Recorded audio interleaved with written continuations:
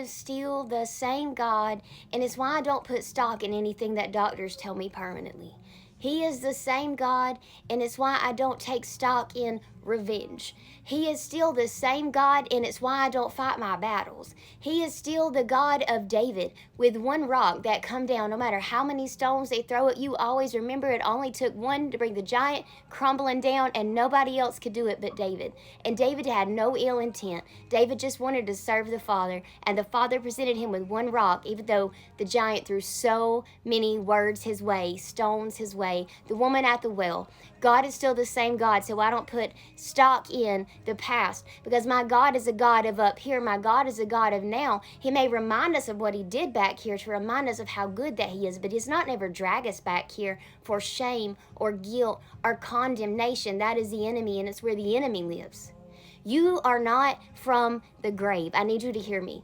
You are not from the grave. You stay in the grave because you know people in the grave, but you're not dead. You only smell dead because you hang around dead things. So don't hang around with dead things. Get up, because my God is the same God.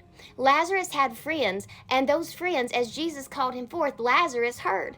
And Lazarus got up. He woke up in his grave clothes, and Jesus began to kind of yell at the people around him, "What are you doing? Get him out of the grave clothes." Lazarus heard, the friends did not. This is why it's so important who is around you.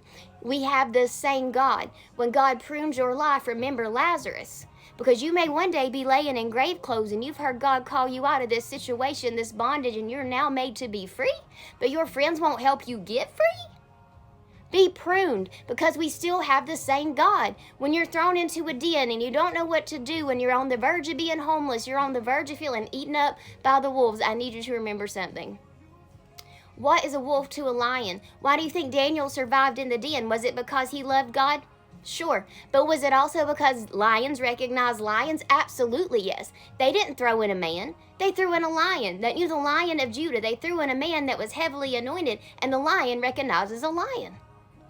My God is the same God, so I don't put stock in anything. You can call it delusional. You can call it whatever you want to. But what you can't do is say I'm not anointed. What you can't do is say I ain't blessed. And what you can't do is say that God don't always come through for me. So call it what you want to call it.